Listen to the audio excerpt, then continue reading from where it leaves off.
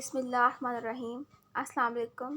Last lecture में हमने discuss किया था कि बायोडाइवर्सिटी क्या होती हैं, बायोडाइवर्सिटी क्या होती है, इसकी इम्पोर्टेंस क्या थी, इसकी एम्स एंड क्लासिफिकेशन।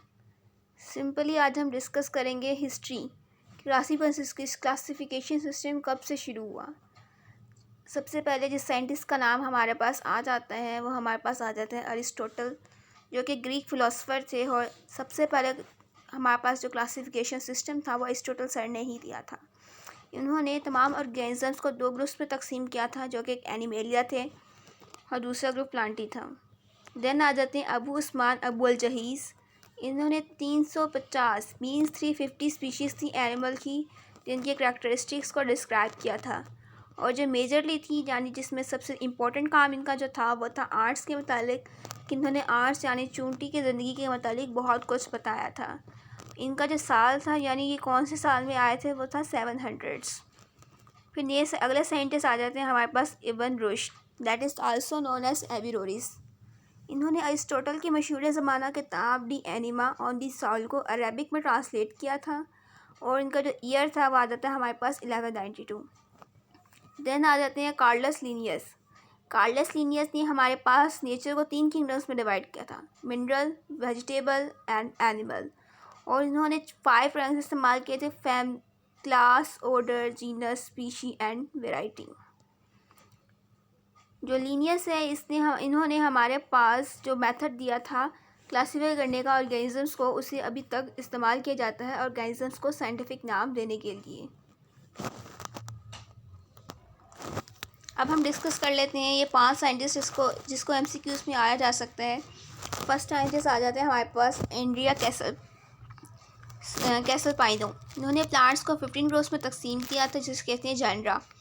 इनका ईयर आप देख लीजिएगा। आ जाते हैं जॉन रॉय, जो कि 1627 से लेकर 1705 AD तक थे।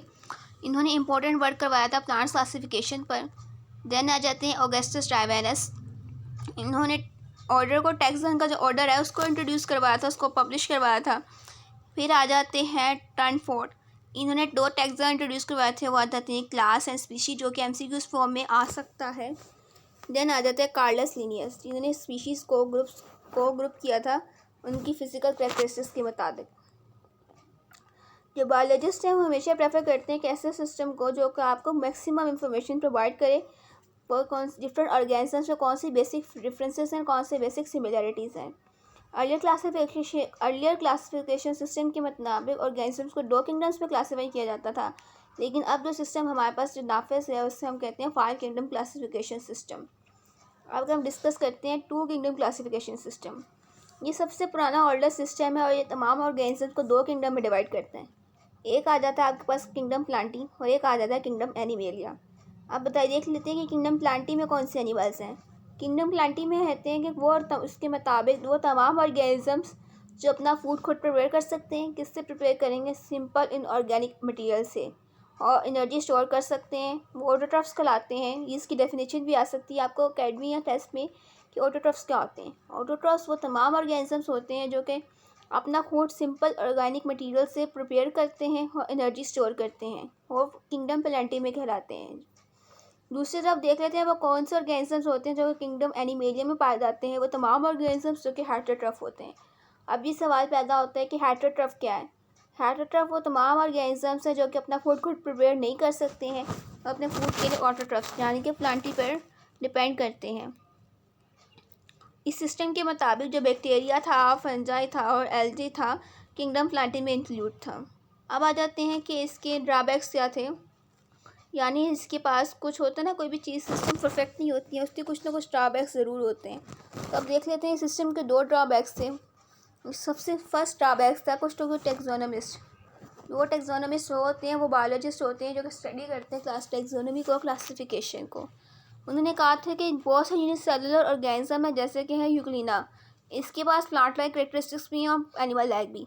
जो प्लांट लाइक कैरेक्टरिस्टिक्स है इसके पास, वो कहते हैं कि इसके पास क्लोरोफिल है, और जो एनिमल लाइक कैरेक्टरिस्टिक्स है वो कहते हैं इसके पास हेटेरोट्रॉफ था।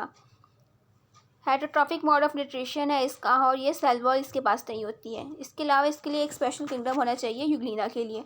ये फर्स्ट हमारे पास यही आया था कि यूग्लिना जैसे ऑर्गेनिजम्स हैं उनके पास एनिमल लाइक कैरेक्टरिस्टिक्स भी हैं और प्लांट लाइक कैरेक्टरिस्टिक्स भी हैं।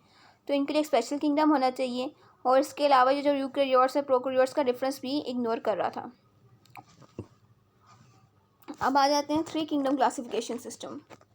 3 किंगडम क्लासिफिकेशन सिस्टम में एक था 1866 में एक साइंटिस्ट थे, एक बायोलॉजिस्ट थे, अर्नस्ट हैकर, जिन्होंने फर्स्ट ऑब्जेक्शन को सॉल्व किया था। वो क्या था 2 किंगडम क्लासिफिकेशन सिस्टम का, कि जो हमारे पास यूग्लिना लाइक ऑर्गेनिजम्स हैं, जैसे कि उनके पास एनिमल लाइक कैरेक्टरिस्टिक्स भी हैं, प्लांट लाइक कैरेक्टरिस्टिक्स भी हैं। तो उन्होंने एक तीसरा किंगडम बना दिया जिसे कहते हैं प्रोटिस्टा, जिसमें हम यूग्लिना लाइक ऑर्गेनिजम्स को रख सकते हैं, जिसमें एनिमल लाइक कैरेक्टरिस्टिक्स भी हों और प्लांट लाइक कैरेक्टरिस्टिक्स भी हों।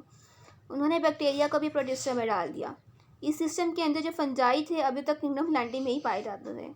ये सिस्टम के ड्रॉबैक्स देख लेते हैं कि इस सिस्टम में क्या क्या ड्रॉबैक्स पाए जाते हैं। ये जो सिस्टम है आपके पास डिफरेंस क्लियर नहीं कर पाता प्रोकैरियोट्स से यूकैरियोट्स का। और इसके जो बायोलॉजिस्ट थे, क्योंकि फंजाई को प्लांट्स में शामिल किया गया था, जबकि वो फंजाई प्लांट्स नहीं है। फंजाई एक स्पेशल काइंड है, स्पेशल फॉर्म है हाइड्रोट्रॉफ की, जो कि इनका जो मोड ऑफ न्यूट्रिशन है वो फूड को ऑब्जर्व करते हैं ये। और हमारे पास फंजाई मेजरली डिकम्पोजर्स पाए जाते हैं। फंजाई हमारे पास ऑटोट्रॉफ्स नहीं हैं। इनकी जो होल्स हैं, इनकी जो सेल वॉल्स हैं, उसमें सेलुलस नहीं पाया जाता है, और इनकी सेल वॉल्स में काइटिन पाया जाता है। अब आ जाते हैं 5 किंगडम क्लासिफिकेशन सिस्टम। इन 1937 में ई चैटन थे जिन्होंने सजेस्ट की थी टर्म प्रोकैरियोटिक, एंड जिसका मकसद था कि वो बैक्टीरिया को डिफाइन कर सकते, यूकैरियोटिक जिसका मकसद था कि वो प्लांट्स या एनिमल सेल्स को डिफाइन कर सकें। ई चैटन ने किया था। 1967 में रॉबर्ट विटेकर ने इंट्रोड्यूस करवाया था 5 किंगडम क्लासिफिकेशन सिस्टम, जो कि बहुत इंपॉर्टेंट शॉर्ट क्वेश्चन आ सकता है कि what are the basis of 5 kingdom classification system. Levels of cellular organisation, that is prokaryotic, unicellular eukaryotic and multicellular eukaryotic. Principal modes of nutrition थे कि कुछ ऑर्गेनिज्म फोटोसिंथेसिस करते थे, जैसे कि प्लांट्स। ऑब्जर्वेशन में आ जाते हैं हमारे पास फंजाई, एंड इंजेक्शन में आ जाते हैं ह्यूमन बींग्स वगैरह। इस बेसिस पे ऑर्गेनिजम्स को 5 किंगडम्स में क्लासीफाई किया जाता था, जैसे आ जाते हैं मोनरा, protista, fungi, Plantae and animalia. अब अगली हेडिंग आएगी मार्गुलिस एंड श्वार्ट्ज की मॉडिफिकेशन। 1988 में मॉडिफाई किया था इन दोनों ने 5 किंगडम क्लासिफिकेशन सिस्टम को, जो कि विटेकर सर ने दिया था। उन्होंने जेनेटिक्स के साथ भी इसमें शामिल कर लिया था, जिसमें सेलुलर ऑर्गेनाइजेशन आ गई थी, मोड ऑफ न्यूट्रिशन आ गया था, और जेनेटिक्स। इन तीनों की बेस पे क्लासिफिकेशन अब की जाती है 5 किंगडम्स में। इन्होंने ऑर्गेनिजम्स को तमाम 5 किंगडम्स में डिवाइड किया था, जैसे कि विटेकर ने किया था। इसी के साथ ही आज का हमारा लेक्चर फिनिश हुआ। और अगर आप मैं बताऊं कि इसमें हमने क्या चीज़ डिस्कस की, तो इसमें से एक लॉन्ग क्वेश्चन आ जा सकता है 2 किंगडम क्लासिफिकेशन सिस्टम डिफाइन। इसमें से शॉर्ट क्वेश्चन आएंगे। देन आएगा 3 kingdom classification system, and then 5 kingdom classification system.